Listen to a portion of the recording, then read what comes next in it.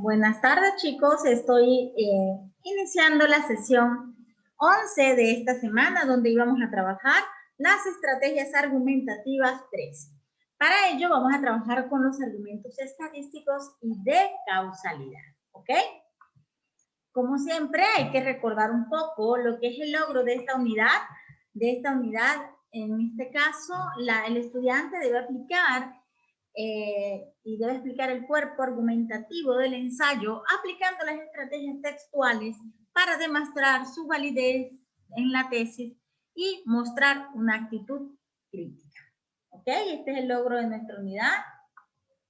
El logro de la sesión del día de hoy es que el estudiante redacte argumentos estadísticos y de causalidad para su ensayo, a partir de situaciones reales, respetando los juicios contrarios.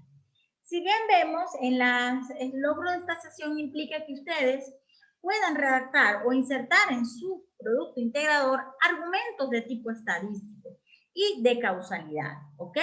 El objetivo de esta clase es que ustedes aprendan a fundamentar su idea principal o la postura que han asumido al inicio del ensayo, pero ya no solamente con ejemplificaciones, con citaciones, con argumentos de problema-solución, sino que ahora vamos a insertar otro tipo de estrategias argumentativas, por ejemplo, la de causalidad y de datos estadísticos, ¿ok? ¿Por qué a partir de situaciones reales? Porque estos son datos que no los vamos a, estos no salen de la nada, estos salen de, por ejemplo, las estadísticas son una recopilación de información real, información que ha sido obtenida por personas desde la fuente primaria, ¿ok? Por darles un ejemplo, respetando los juicios contrarios. Si alguien tiene algo que decir distinto, vamos a respetarnos. Recuerden que la tolerancia y el respeto es de gran importancia durante su formación. Vamos a ver este argumento estadístico. ¿Qué será un argumento estadístico? Para Martínez, consiste en aportar datos numéricos, cifras, estadísticas u otros datos verificables. Su función principal es dotar a la argumentación un carácter científico comprobable. Cuando nosotros aportamos datos numéricos o cifras estadísticas, es muy parecido a lo que lo veíamos comúnmente cuando el expresidente Martín Vizcarra nos mostraba la curva de ascenso por contagios de COVID-19. ¿Recuerdan? Cuando en esas cadenas nacionales nos mostraban a través de un gráfico parecido al que tengo acá en la imagen, sobre cómo iba el ascenso de los casos de contagios de coronavirus. Esos son datos verificables, se representan a través de cifras y números, ¿ok?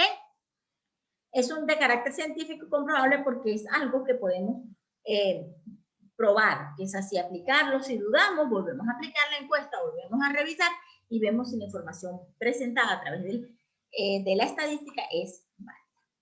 Vamos a ver un ejemplo de argumento estadístico. La epidemia del coronavirus de Wuhan, COVID-19, continúa.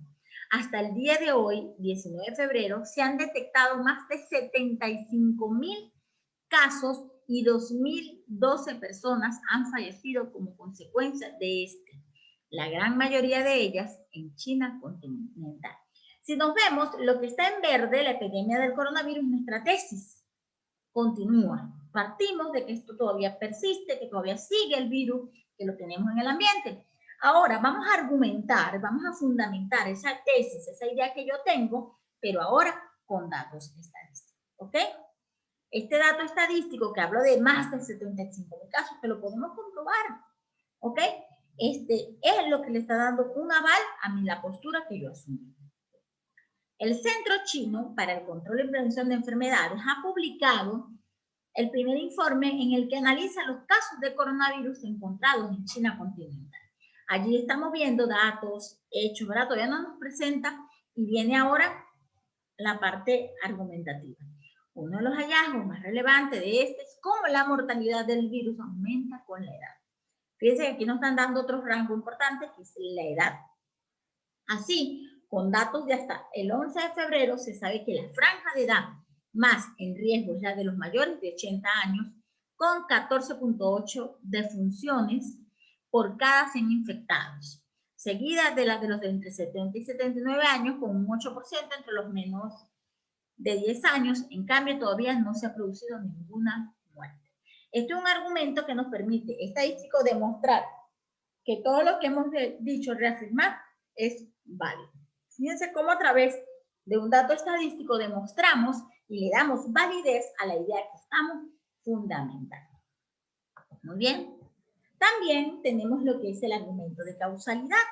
El argumento de causalidad es cuando se emplean conectores causales o consecutivos para unir dos hechos, acciones o estados, con el fin de establecer que uno es el origen o la causa que motiva al otro. Yo les voy a dar un ejemplo tan sencillo como cuando nosotros decimos la violencia contra la mujer, ¿verdad? Es causada o es generada por falta de autoestima o por el machismo, Entonces, fíjense, yo pudiera buscar un conector. ¿Cuál es el conector que me va a enlazar esta idea, esta postura? ¿Cuál es el argumento? La causa, la razón es generado por. ¿Por qué? Porque estoy usando el verbo es, ¿verdad? En este caso, ¿cuál es el conector? Generado. Generado es una frase verbal que me permite a mí indicar causalidad, ¿ok? Yo pudiera también decir es causado por, inmediatamente estoy enlazando el argumento que me indica la causa, que señala, denota la causa que da origen a que surja la violencia. En este caso sería el machismo. Vamos a ver un ejemplo más detallado. La finalización del medievo se debió en gran parte a la llegada de la conciencia individual, que a su vez se tradujo en libertad de conciencia. Esta última dio paso a toda una gama de situaciones donde se aplicó el espíritu libertario de la época, a saber, libertad de expresión, de pensamiento y creencia. La antigua religión medieval fue insuficiente para contener el nuevo perfil de un sujeto cada vez más autónomo, y de la libertad del periodo son por lo menos 4 los espacios donde puede apreciarse el impacto de la mentalidad moderna como causa del efecto denominado reforma. La sola fe, la sola gracia, la sola escritura y el sacerdocio universal de los creyentes. Si vemos, aquí tenemos nuestra postura. La finalización del medievo se debió en gran parte a la llegada de la conciencia individual. ¿Qué causó que se finalizara el medievo? La llegada de la conciencia individual. ¿Ok? Esta a su vez se tradujo en libertad de conciencia. Aquí ya yo estoy explicando un poco más el argumento. Pero ¿cuál fue la causa? La llegada de la conciencia individual. ¿Ok? Fíjense cómo todo está a 2 pasos. Todo lo que tiene causa genera consecuencias. Eso lo vamos a ver. Todas las relaciones causales tienen un efecto, que es lo que vemos aquí, que dio paso a toda una gama de situaciones donde se aplicó el espíritu libertario de la época. Fíjense lo que generó esto. Todo, escúcheme bien, toda causa genera consecuencias. Pero en este caso, si vamos a identificar el argumento causal, aquí lo tenemos. La llegada de la conciencia individual. Fue la razón por la cual finalizó el medio. ¿Ok? Continuamos. También tenemos el tema de la contraargumentación. Se tiene en cuenta un argumento contrario a la idea que sostiene el texto presente, para luego desmontarlo o invalidarlo a partir de hechos de la realidad palpable o razonamientos lógicos. Vamos a ver cómo es esto. Esta contraargumentación, antes de llegar a la práctica, es cuando nosotros partimos de una tesis, tenemos 2 tesis, una tesis que vamos a defender y una tesis que vamos a invalidar. Primeramente, presentamos la tesis a invalidar o a refutar y luego con sus argumentos y luego la tesis que vamos a defender con los argumentos que nos van a ayudar a invalidar esa tesis a refutar. ¿Ok? Esta clase era bastante sencilla, bastante amplia, bastante práctica. ¿Qué les recomiendo? Que para la próxima sesión yo les voy a dar una pequeña, ¿cómo se dice? Un pequeño repaso para que retomemos lo que es la aplicación de la estrategia de la causalidad y la de datos estadísticos. En esta actividad vamos a tener pendiente que redacten párrafos contraargumentativos empleando datos estadísticos y la estructura causa-efecto. Como les dije hace rato, toda causa genera una consecuencia. Recuerden que estos deben estar relacionados a la tesis del ensayo que están trabajando o el informe. Recuerden que algunos están trabajando ensayo y otros están trabajando informe académico. con base a la idea que están defendiendo, ustedes van a plantear ese contraargumento. Por darles un ejemplo, tenemos trabajos donde hablan de los alfajores, la creación, un informe, que es donde podemos ver que puede generar la mayor duda acá. Bueno, entonces en el informe se dice que los alfajores tradicionales son los mejores del mercado, pues nos aportan un rico sabor, dulce, etc.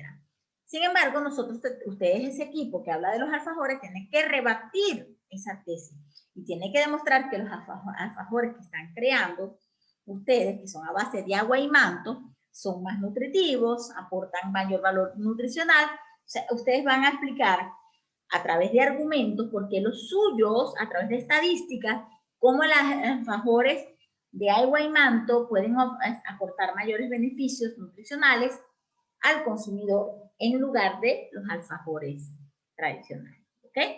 Algo así.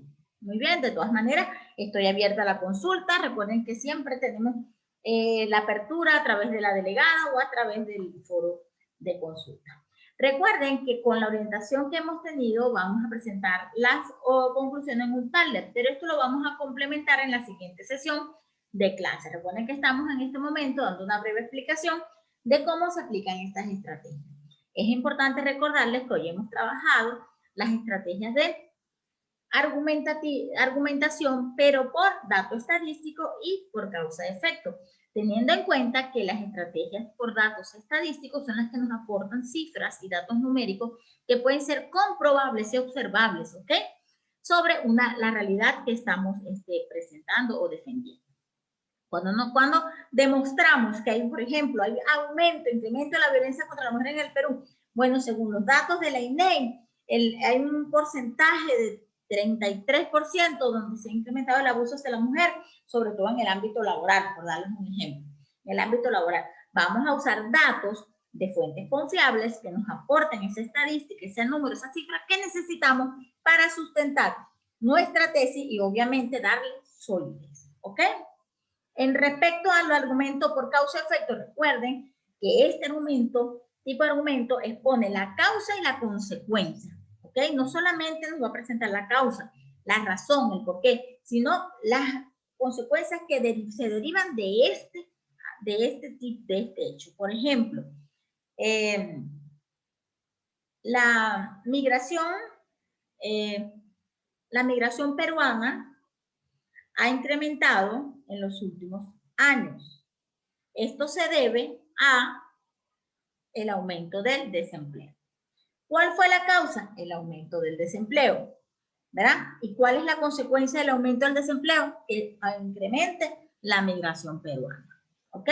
Siempre cuando aplicamos estrategias de causales, ellas elaboran, ellas se conectan, ellos crean una cadena causal y esa cadena causal presenta causa y efecto, ¿ok?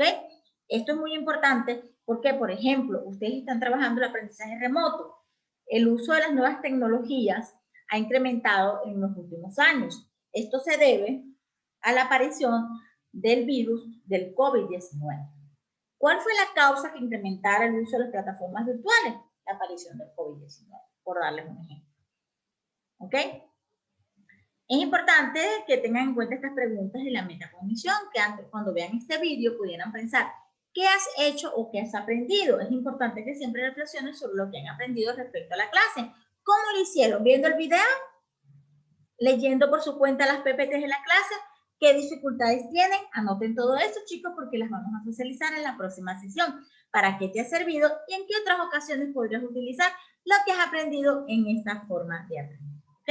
¿A través de qué?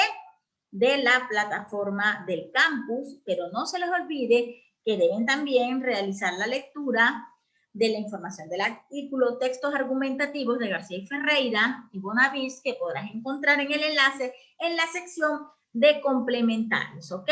Recuerden que deben leer las páginas de las 7 a las 9 y deben prepararse para participar en la sesión Zoom de la semana 12. Eso es algo que deben tener muy pendiente. Estas son las referencias de las clases, chicos. Los invito, recuerden, a realizar la actividad complementaria y el antes asíncrono de la sesión número 12. Teniendo en cuenta que tenemos la presentación, ¿ok? Vamos a dar vamos a tener clase y vamos a reforzar esta clase de la sesión número 11. Que Dios me los bendiga, chicos, y que tengan una excelente tarde. Doy por culminada la clase. No olviden que en la próxima sesión trabajaremos, tendremos la revisión del avance de su producto integrado.